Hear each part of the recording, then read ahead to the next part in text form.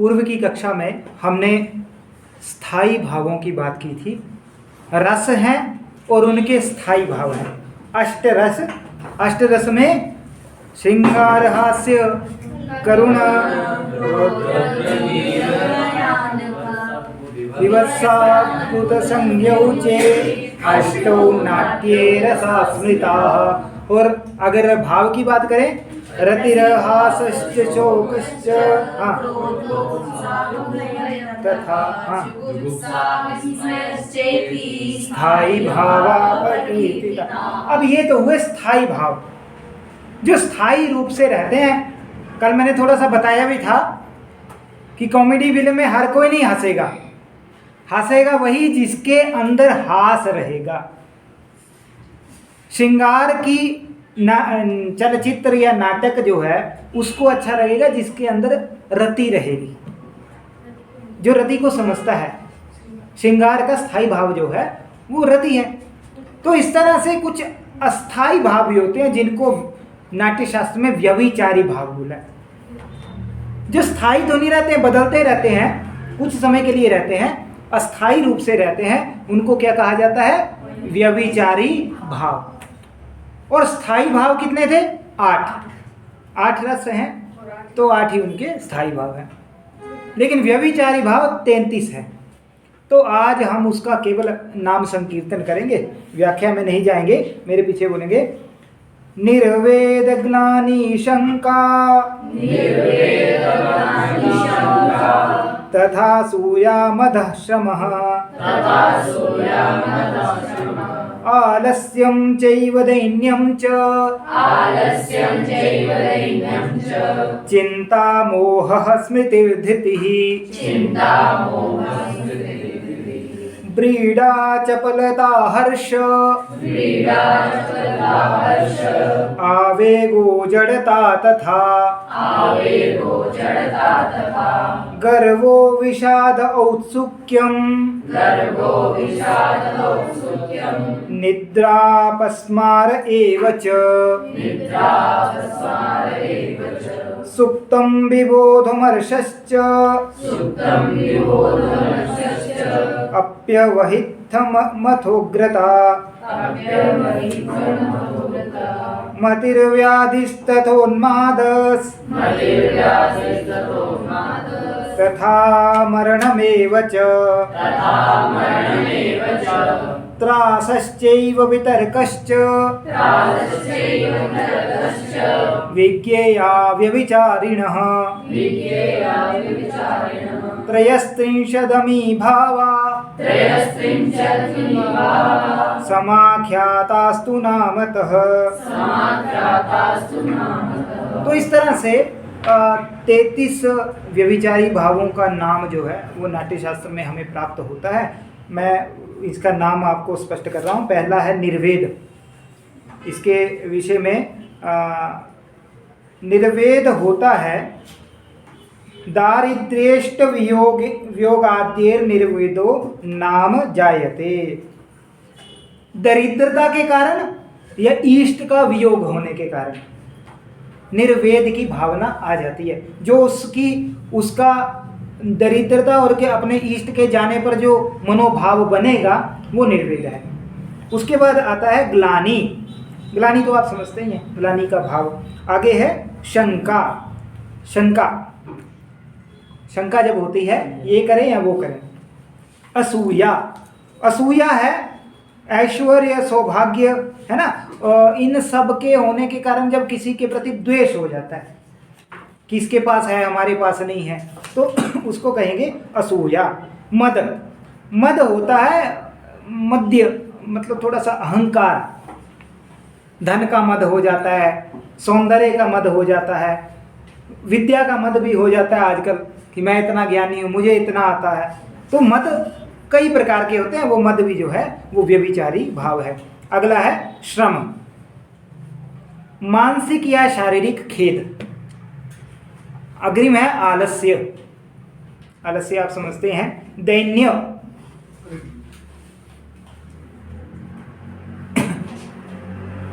दुर्गति हो जाए या मन का कोई ताप हो जाए, दुर्गति होने पर या मन का कोई ताप होने पर जो विभाव बनते हैं उसको दैन्य कहते हैं, दीनता जिसको हम सामान्य भाषा में कहते हैं। अगला है चिंता। चिंता कब होती है? या संपत्ति हानि हो जाएगी या द्रव्य हानि होगी। पैसा आपका 10 लाख रुपया आपकी जेब में हो भी सकता है ना। तो 10 लाख रुपया आपकी जेब में हो और वो 10 लाख रुपया कहीं नाली में गिर जाए तो फिर क्या होगा? चिंता होगी। या दरिद्रता के कारण चिंता हो जाती है, किसी को बहुत दरिद्र है, उसको फीस जमा करनी है, पैसा नहीं है, तो चिंता होगी। अगला है मोह। मोह होता है कि कार्य में विवेक का ना रहना, कार्य और अकार्य में कुछ सुध बुध ना रहना, वो है मोह। मोह हो जाता है तो हमारा दिमाग कम काम करता है, इसलिए मोह नहीं होना चाहिए। मोह होता है तो हम अपनी हानि करते हैं। एक बच्चे की सिलेक्शन होनी है, लेकिन वो बच्चा कहता है कि मैं तभी जाऊंगा जब ये जाएगा, तो वो क्या है? मोह। इसलिए मोह जो होता है वो हानि करता है, तो इसलिए मोह की वो स्थिति है। अग्रिम है स्मृति। स्मृति को संस्कारजन्यम ज्ञानम स्मृति ही, संस्कारजन्यम ज्ञानम स्मृति ही, कि संस्कारजन्य जो ज्ञान है, ऐसा धनंजय बोलते हैं, तो उसको स्मृति कहते हैं। अग्रिम है धृति। धृति ही संतोषम दुखेप्य दुख बुद्धिर्वा। धृति अर्थात धैर्य। अग्रिम है व्रीड़ा। व्रीड़ा होता है पश्चाताप करना। गुरुजी ने कुछ आज्ञा दी और उस आज्ञा को आप नहीं कर पाए, तो फिर क्या होगा? कुछ समय बाद आपको पश्चाताप होगा। या कोई आपने प्रतिज्ञा ले ली कि प्रतिदिन मुझे 10 घंटे पढ़ना है, जब आप 1 महीने बाद अपना 1 महीने का रिव्यू कर रहे हैं तो कुल मिला के 10 घंटे नहीं हो रहे हैं पूरे महीने में, तो फिर क्या होगा? व्रीड़ा। चपलता। चपलता जो है वो राग द्वेष अमर्ष मार्स्य ईर्ष्या इन विभावों से उत्पन्न होती है। अग्रिम है हर्ष। हर्ष तो समझते ही हैं, जब कोई अपना इष्ट जन आपसे मिलने आता है, आपका भाई, आपकी बहन, आपका मित्र दूर देश से आ रहा है, कई वर्षों बाद आ रहा है, तो आपको क्या अनुभव होगा? हर्ष का अनुभव होगा। कोई उत्सव है, कोई पुत्र आदि जन्म है, कोई मनोरथ लाभ हो जाता है। यूजीसी नेट दिया, आपका मन की इच्छा है कि मेरा वो नेट क्लियर हो जाए, तो वो आपका मनोरथ है, और वो पूरा होने पे आपको क्या अनुभव होगा? हर्ष का अनुभव होगा। आवेग। आवेग होता है जो यकायक कोई चीज हमें प्राप्त हो जाती है, वो चाहे इष्ट हो या अनिष्ट हो। जैसे आपने कई बार देखा होगा, सामान्य रूप से वो चीज मिस वर्ल्ड इत्यादि का जब चयन होता है, 3 होंगी या 2 होंगी, उनमें से किसी एक को चुनना है। जैसे ही उसका नाम लेंगे तो या तो वो अपना मुंह ढक लेगी, या कई लोग मुड़ जाते हैं क्योंकि उनको लगता है कि समझ ही नहीं आता है। कुछ लोग रोने लगते हैं, ऐसा भी आपने देखा होगा। अब इसी का उदाहरण आपसे जोड़ते हैं। आपने परीक्षा की तैयारी नहीं की है और जब यूजीसी नेट का रिजल्ट आता है और आप जेआरएफ होते हैं, तो आपके लिए वो यकायक एक आवेग की स्थिति होगी। और इसका उल्टा करें कि बहुत तैयारी की लेकिन किसी कारण से नहीं हो, तो इष्ट और अनिष्ट दोनों आएंगे। वो स्थिति जो होगी वो आवेग की स्थिति होगी। अग्रिम है जड़ता। जड़ता तो रहती है, पड़े रहते हैं। तो इसमें क्या होता है कि व्याधि आदि से जो जड़ता आ जाती है, जड़ समझते हैं ना, हिलना डुलना नहीं है, तो वो स्थिति जब आती है उसको जड़ता बोलते हैं। अग्रिम है गर्व। गर्व भी आप समझते ही हैं, ऐश्वर्य, धन, विद्या, ज्ञान, ये सब जो है जब पूरी तरह से व्यक्ति जो है वो मन से तैयार नहीं होता है तो गर्व की स्थिति पैदा होती है। अग्रिम है विषाद। विषाद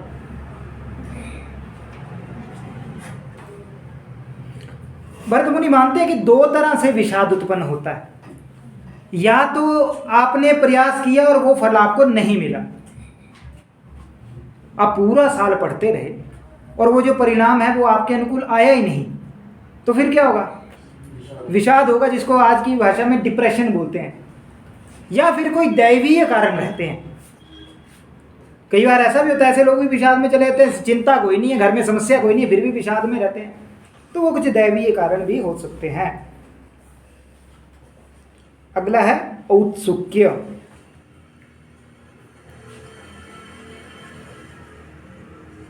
औत्सुक्य होता है कि जब किसी प्रिय का वियोग होता है और उसका स्मरण कब आता है? जब कोई उत्सव होता है। इसका उदाहरण मैं देता हूं, किसी के घर में विवाह होता है और उस बेटी का यदि पिताजी का देहांत हो गया है तो उस दिन मां भी रोएगी और वो बेटी भी रोएगी। ऐसा क्यों है? क्योंकि उनको लगता है कि आज वो होते तो कार्यक्रम कुछ और तरह का होता, कार्यक्रम में रौनक कुछ और तरह की होती। तो भरत मुनि कहते हैं कि ये जो भाव है, ये व्यभिचारी भाव, ये कुछ समय के लिए आएगा, स्थायी नहीं है। देखो, स्थायी जो होता है वो अंदर रहता है, बस स्थितियां पाले तो वो बाहर आ जाएगा, रस आ जाएगा बाहर, चाहे वो प्रेम हो, गुस्सा हो, कुछ भी कह सकते हैं। लेकिन व्यभिचारी भाव जो है स्थितियों के हिसाब से कुछ समय के लिए, वो लड़की पूरे विवाह में रोती नहीं रहेगी, कुछ ऐसा समय होगा, हो सकता है वो जयमाला का समय हो सकता है जब वो फेरे ले रही है, जब कन्यादान कर रही है, उस समय याद आ जाए पिता की। तो ऐसी भावना जो है वो औत्सुक्य है कि भरत मुनि कहते हैं कि उद्यान आदि दर्शन। अब इसको भी आप जोड़ सकते हैं, उद्यान आदि दर्शन, कि किसी का प्रियतम जो है, प्रेमी जो है, वो कहीं दूर है, तो वो कन्या जब उद्यान को देखेगी तब उसे अपने प्रेमी का स्मरण होगा, तो वो औत्सुक्य का भाव होगा। उसको वो जो क्षेत्र है, वो उद्यान है, वो औत्सुक्य का उत्पत्ति करेगा। अगला है निद्रा। मैंने पहले सोचा था कि इन 33 व्यभिचारी भावों की व्याख्या नहीं करूंगा, लेकिन अधूरा ज्ञान नहीं देना चाहिए, तो प्रयास किया कि कुछ कुछ बता दूं, ज़्यादा तो व्याख्या में नहीं जाऊंगा। अग्रिम है निद्रा। धनंजय कहते हैं मनः सम्मीलनम निद्रा।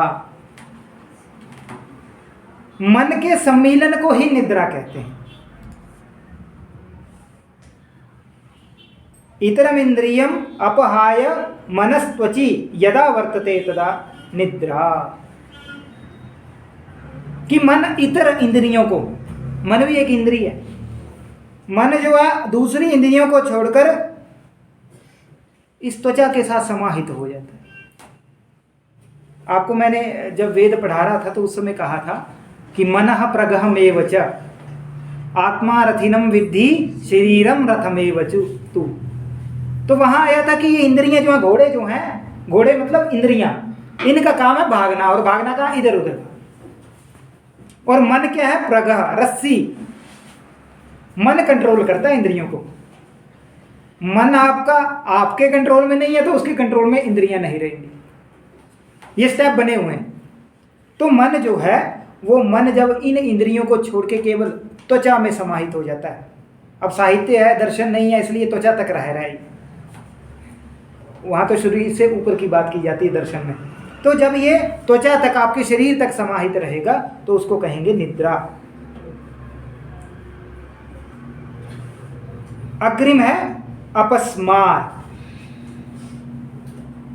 अपस्मार जो है उसकी उत्पत्ति दैव, यक्ष, नाग, ब्रह्म, राक्षस, भूत, प्रेत, पिशाच इनको पकड़ लेने से, उनको स्मरण करने से, शून्य स्थान अथवा अपवित्र रहने से होता है। अर्थात कोई अपवित्र अवस्था में है कई बार कुछ ऐसा आजकल होते तो नहीं होंगे, लेकिन मैंने अपने विश्वविद्यालय के समय देखा है कि वो केवल कई दिनों तक मुंह ही धोएंगे, स्नान कभी कभी।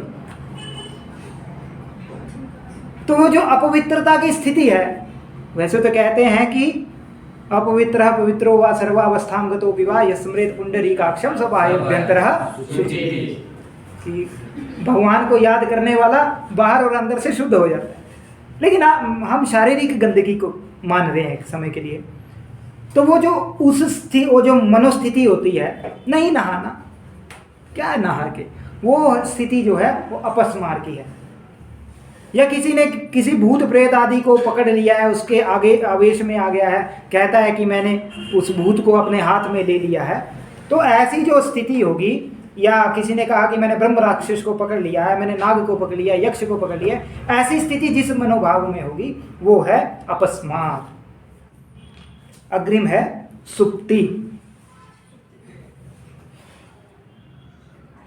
सुप्ति जो है वो निद्रा का कुछ अग्रिम पार्ट है। श्वश्रु अत्र निमज्जति, ध्यान है? हाँ, नहीं, उदाहरण है ये। श्वश्रु अत्र निमज्जते, सांस यहां पड़ी रहती है। अब यहां नहीं बोला कि सोई हुई होती है, वो सांस की स्थिति क्या है? सुप्ति, निद्रा के बाद वाली स्थिति है। ध्यान आ रहा है ना कौन सा उदाहरण दे रहा हूं मैं? तो उसमें अपने पथिक को रास्ता बता रही है, दिवसकम प्रलोक्य, दिन में ही देख लो मार्ग, तुम इनके ऊपर मत गिरना। अब यहां जो स्थिति है वो सुप्ति की स्थिति है। और इसका अगर आप करैक्टर देखें या इसकी छवि देखें कैसी होती है, तो इसमें श्वास तो चलता रहेगा, सांस तो चलेगी, लेकिन अंग कोई नहीं चलेगा, पड़े हुए हैं। तो श्वश्रु रत्र, ये बहुत अच्छा उदाहरण है इसका, पड़ जाते हैं, जिसको घोड़े बेच के सोना बोलते हैं। तो निद्रा से बाद वाली स्थिति है। अग्रिम है विबोध। विबोध होता है या तो भोजन का परिणाम हो, निद्रा की समाप्ति हो, स्वप्न का अंत हो, या फिर बड़े तेज शब्द सुने, उससे जो स्थिति बनती है। निद्रा की समाप्ति में क्या होता है? आप जब उठेंगे सबसे पहले करेंगे ऐसे, आवासी लेंगे। तो ये अभिव्यक्ति किससे होता है? या तो जमाई लेता है कोई, या फिर अगला क्या करते हैं आप? ऐसे करते हैं।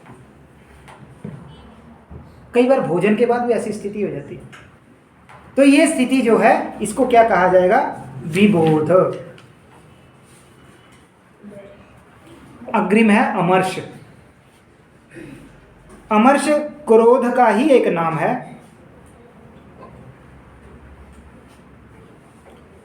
और अमर्ष जो है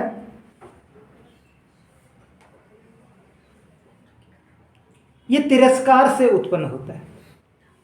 हम बोलते हैं हमारा तिरस्कार कर दिया, हमारी बेइज्जती कर दी, तो वो अमर्ष से उत्पन्न होता है। अग्रिम है अवहित। अवहित, आधा त और थ, ये है अपने वास्तविक आकार को छिपाना।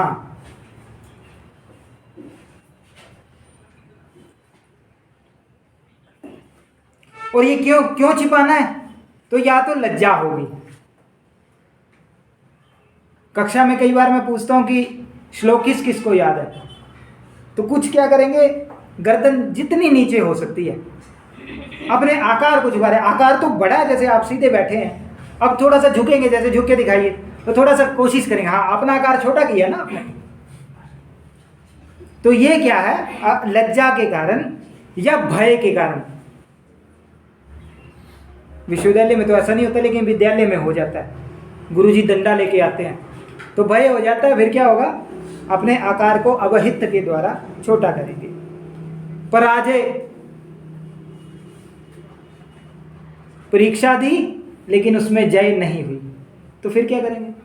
छुपे। कुटिलता, मन में कुटिलता होगी। जब मन साफ रहता है तो आदमी पूरे आकार में बैठ के रहता है ऐसे करके, लेकिन मन में थोड़ी सी मैल है अगर, तो क्या होगा? अपने आकार को छोटा करेंगे, छुपेंगे। तो इस तरह से आदमी जो है वो इन स्थितियों में अपने को थोड़ा छुपाने का प्रयास करता है। अग्रिम है उग्रता।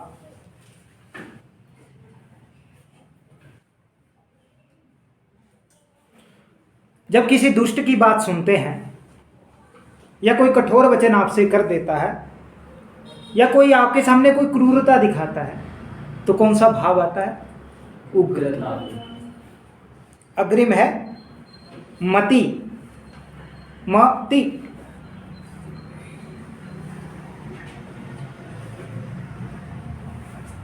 यथार्थ ज्ञानम मति ही। यथार्थ ज्ञानम मति ही।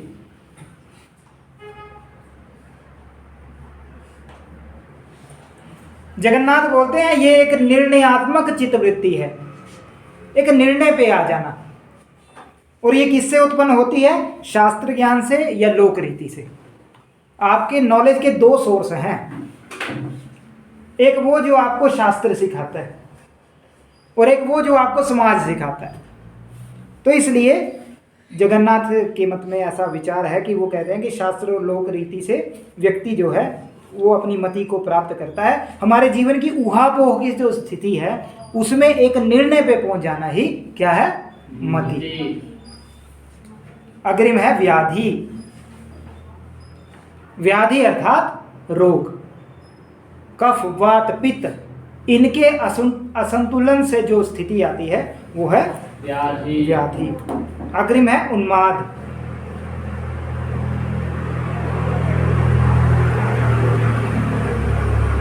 उन्माद चित्त विश्रांति का रूप है। आपका चित्त जो है वो विश्रांति की ओर चला जाता है। और ये कैसे होता है? या तो इष्ट जन का वियोग हो जाए, कोई प्रिय है उसका वियोग हो जाए तो उन्माद की स्थिति रहती है। अग्रिम है वैभव नाश। वैभव होता है अंतिम लक्ष्य। आज की स्थिति में आपका अंतिम लक्ष्य केवल और केवल जेआरएफ होना चाहिए। अंतिम लक्ष्य विवाह नहीं होना चाहिए। अंतिम लक्ष्य भोजन पकाना नहीं होना चाहिए। तो इसलिए ये जो वैभव का नाश होता है या चोट लग जाती है, कुछ सन्निपात होता है, शरीर में रोग होते हैं, उससे उन्माद आता है। अग्रिम है मरण। मरण जानते हैं ना सभी? ये व्याधि से होता है या किसी अभिघात से होता है। या तो किसी का वार हुआ तब मृत्यु होगी या फिर व्याधि होगी। तो ये दो प्रकार से ये मरण जो है वो घटित होता है। और इसके विषय में देखो, हमारे तो हर बात कही है। भानुदत्त जी कहते हैं प्राण निष्क्रमणम निधनम। प्राण का निकलना ही निधन है या मरण है। अग्रिम है त्रास।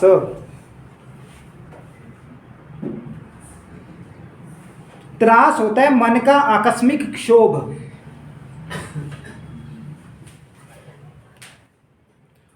जो स्थायी भाव में भय था ना, रतिर्हासश्च शोकश्च क्रोधोत्साहो भयम तथा, ये जो भयम है, इस भय का जब विचार किया जाता है या भय जब उत्पन्न होता है, उसकी उत्पत्ति से क्षोभ बनता है। अगर भय होगा तो उसके बाद की स्थिति जो होगी वो क्षोभ की स्थिति होगी। और क्षोभ के कारण और क्या क्या रहते हैं? तो मान लिया बिजलीपात हुआ, विद्युतपात, उल्कापात हुआ, मेघ गर्जन हुआ, आंधी चली, आदमी डरेगा ना। तो उस स्थिति में या भयंकर कोई पशु आपके सामने आ जाता है तो उसमें त्रास की स्थिति रहती है, उसको कहते हैं त्रास। अग्रिम और अंतिम, मुझे लगता है अंतिम है वितर्क। भरत ने इसको संदेह, विमर्श तथा मतभेद तीनों लिख लो। संदेह, विमर्श और मतभेद, इन तीनों विभागों का उल्लेख तर्क नामक व्यभिचारी भाव के कारण के रूप में किया है। कि ये जो वितर्क है इसके कुछ कारण रहते हैं। पहला कारण क्या है? संदेह, दूसरा है विमर्श और तीसरा है मतभेद। तर्क होता है आर्गुमेंट। आप कब करते हैं आर्गुमेंट्स? पहला आता है जब आपको संदेह होता है। संदेह का उदाहरण देता हूं। आज मैं ज्योतिष की कक्षा पढ़ा रहा था और जब 12 क्रम आता है, 12 के शुभाशुभ आते हैं और उसमें अग्रिम जो श्लोक है उसमें बताया कि जो दिन में नहीं हो सकता वो रात को कर लीजिए। तो रविवार के विषय में आया कि मैंने कहा कि जो दिन में निषेध है वो रात्रि को किया जा सकता है। एक बच्चे ने उसको संशय हुआ या उसको संदेह हुआ, उसने बोला किसी ने अगर अपनी स्लैब डालनी है वो रात को तो नहीं हो सकती, घर की स्लैब डालनी है वो तो दिन में होगी और वो रविवार को ही डाली जाती है सामान्य रूप से। तो मैंने कहा कि संदेह है और संदेह जो है वो उसका हटाने के लिए एक परामर्श दिया जाता है, एक उसका उत्तर दिया जाता है कि जब करना ही आपने मुहूर्त देख के कार्य करना है तो मुहूर्त के अनुसार एक छुट्टी ले लो ना, शनिवार को कर लो, बुधवार को कर लो, किसी दिन कर लो। तो इसलिए जब आपको संदेह होता है तब आप क्या करते हैं? वितर्क करते हैं। दूसरा है विमर्श। विमर्श स्थापित किया जाता है। जैसे ये विश्वविद्यालय है ना, यहां ज्ञान का विमर्श है। पुलिस स्टेशन जाएंगे वहां लाठियों का विमर्श है, वहां लाठी चलती है। यहां ज्ञान चलता है, वहां लाठी चलेगी। थिएटर में जाएंगे वहां मनोरंजन का विमर्श है। विमर्श बनाना पड़ता है। वो मनोरंजन यहां भी हो सकता है, विश्वविद्यालय में भी हो सकता है। अगर तो सब नाचने गाने लग जाए, कक्षाएं ना लगाएं, अभी शाम की कक्षा को सब छोड़ दें तो डीजे लगा के विमर्श बदल जाएगा। तो विमर्श जब स्थापित किया जाता है तब क्या होता है? वितर्क। और अंतिम है मतभेद। सामने वाले ने कुछ बात बोली और आपके मत उससे नहीं मिल रहे हैं तो आप क्या करेंगे? तर्क करेंगे, तर्क करेंगे, वितर्क करेंगे। तो इस तरह से हमने ये व्यभिचारी भाव जो है वो समझे हैं।